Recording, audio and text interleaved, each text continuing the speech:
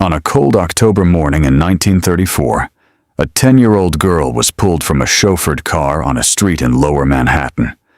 More than 100 reporters shoved against one another. Flashbulbs erupted. Grown women screamed. Police officers cleared a narrow path through the mob, and the girl was rushed up the courthouse steps, her small hand gripped so tightly by her nurse that her fingers turned white. Her name was Gloria Vanderbilt. She was small for her age, with dark, serious eyes that carried the weight of something far older than childhood. She wore a navy coat that had been chosen for her, not by her, and her hair had been arranged by hands that were not her mother's. Everything about her had been decided by adults engaged in a war she did not fully understand. And on that morning, when she would be asked a question no child should ever have to answer, not which parent she preferred, but whether her own mother was fit to raise her at all. It would be called the trial of the century. A trial so lurid that the judge would eventually clear the courtroom and lock the doors against the press.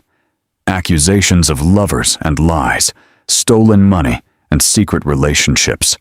A mother who spent her daughter's fortune while leaving the girl to be raised by servants. And at the center of it all, caught between two of the most powerful women in America, a frightened child whose entire life had been decided by people who treated her less like a daughter and more like a prize to be won. But to understand how a 10-year-old heiress ended up on trial in the middle of the Great Depression, you have to go back much further, back to a fortune that started with nothing, and back to the mansions that rose like monuments to ambition along Fifth Avenue and across Newport, monuments that would ultimately witness the family's most devastating betrayals. Cornelius Vanderbilt was born in 1794 on Staten Island, to a family that scraped by on ferry work and farming. By 16, he had borrowed $100 from his mother, bought a small sailboat, and started hauling cargo across New York Harbor. He was brash, profane, and brilliant. He earned the nickname Commodore through sheer force of personality on the water. He undercut competitors so ruthlessly they paid him to stop.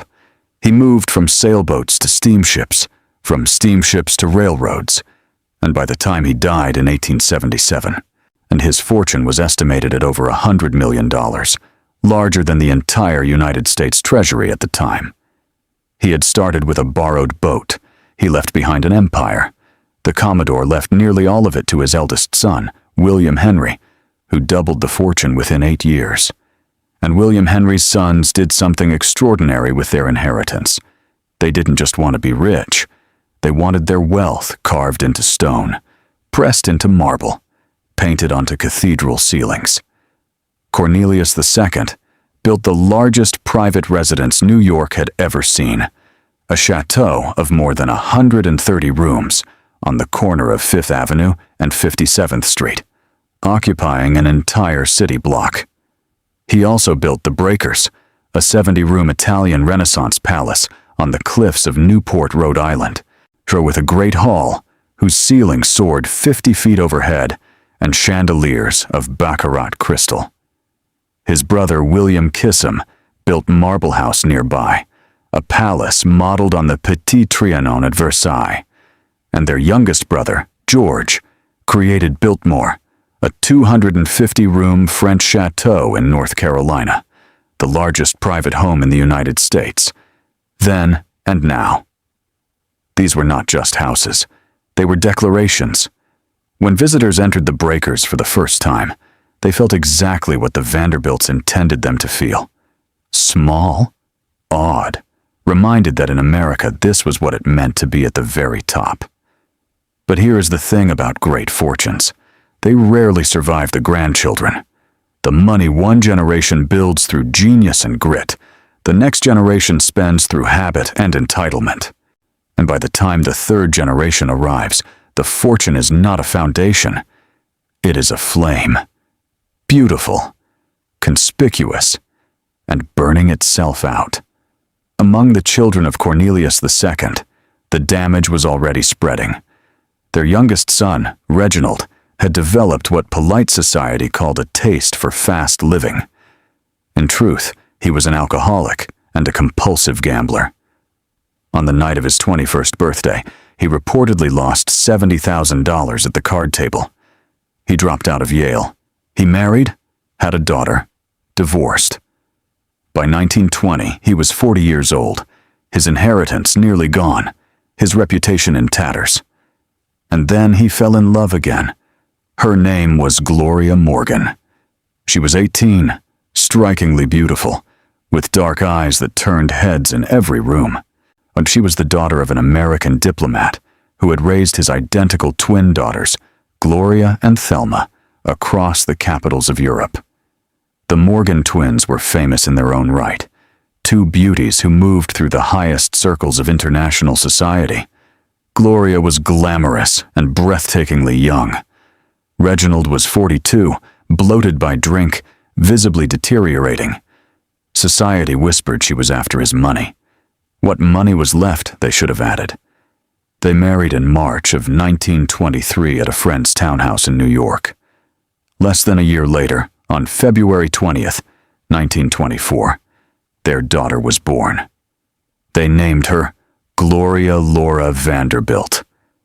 When Reginald saw the baby, he reportedly exclaimed that it was fantastic how Vanderbilt she looked, studying the corners of her eyes, and searching for the bloodline in an infant's features. It was the declaration of a man who had squandered nearly everything his name had given him, but who still clung to the name itself as a lifeline. He would not have long to watch her grow. By the summer of 1925, decades of heavy drinking had destroyed his liver. On September 4th, at Sandy Point Farm in Portsmouth, Rhode Island, the country estate he loved more than any of the family's grander properties, Reginald Vanderbilt suffered a massive hemorrhage and died. He was 45 years old. Little Gloria was 18 months old. She had no memory of her father. All she would ever have of him was a name that opened every door in America and a trust fund that would make her the most famous child in the country. After debts and taxes, a $5 million trust was split between little Gloria and her half-sister. Her mother would receive $4,000 a month for the child's expenses, $48,000 a year.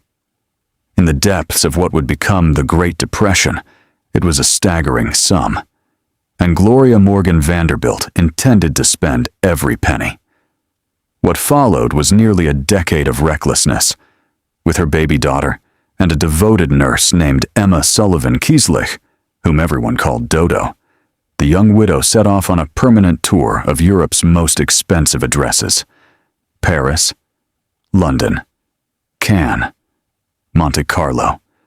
Her twin sister Thelma was carrying on a love affair with the Prince of Wales, the future King Edward VIII, and Gloria moved in these circles with effortless grace. But while the American economy collapsed, while families stood in breadlines and children went hungry, Gloria Morgan Vanderbilt was spending $4,000 a month of her infant daughter's trust fund on champagne, couture, and first-class tickets. And the child was barely part of her mother's life. Little Gloria was raised almost entirely by Nurse Dodo. Her mother appeared and disappeared like a figure glimpsed through a revolving door, a flash of perfume and silk, and then absence. Years later, Gloria Vanderbilt described these years with devastating clarity. She said she had no relationship with her mother at all, that she worshipped her from afar, and that she felt like an imposter, as though even being a Vanderbilt were a role she had been miscast in. The only warmth in her world came from Dodo, the only mother she had ever known. Meanwhile, back in America, Reginald's older sister was watching with growing alarm.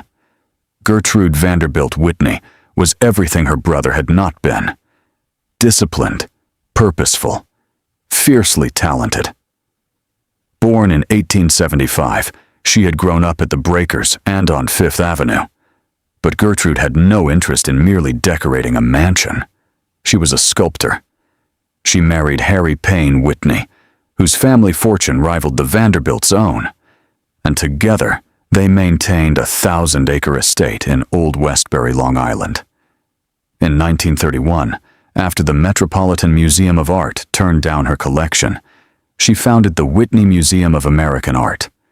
She was, by any measure, one of the most powerful women in America. And she had been watching for nearly a decade as her dead brother's child was dragged around Europe by a mother who seemed to care more about nightclubs than nurseries.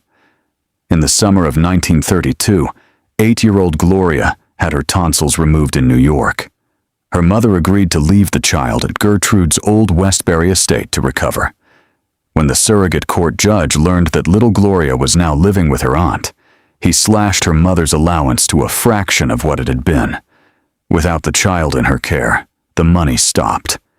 Suddenly, the absent mother wanted her daughter back, not because she missed her, not because the girl was unhappy, but because without little Gloria, her mother was practically a pauper.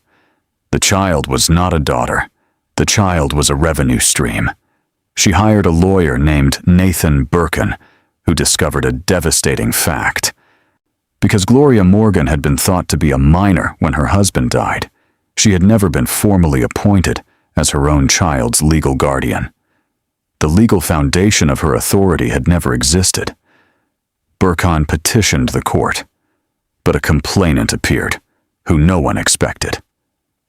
Gloria Morgan's own mother stepped forward and told the court that her daughter was unfit. Gertrude Vanderbilt Whitney agreed. In September of 1934, little Gloria's mother announced she would not return the child. What followed could have come from a spy novel. While the adults made brittle small talk in the Whitney parlor, Nurse Dodo quietly slipped little Gloria out through a side entrance and into a waiting car. When her mother asked where the child had gone, Gertrude looked at her with perfect calm. "Little Gloria is halfway to Westbury by now," she said. "I am not going to let you have her."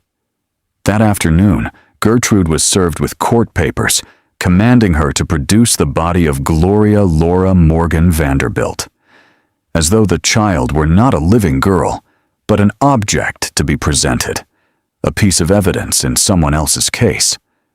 The most sensational custody trial in American history was about to begin, and its timing could not have been more explosive.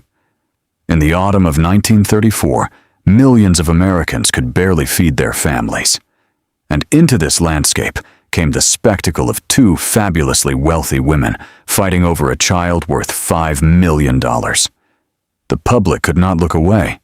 They didn't want to. What happened next, behind those locked courtroom doors, would shock even the judge. Testimony so scandalous it had to be heard in secret. Servants who betrayed their employer with devastating accounts of what they had seen. And at the center of it all, a frightened 10-year-old girl about to be pressured into saying words about her own mother that would haunt her for the rest of her life. But the real question, the one no one seemed willing to ask, was the simplest one of all. In a battle between two powerful women fighting over a child and the fortune attached to her, was anyone actually fighting for the child herself? That answer was far more devastating than anyone imagined.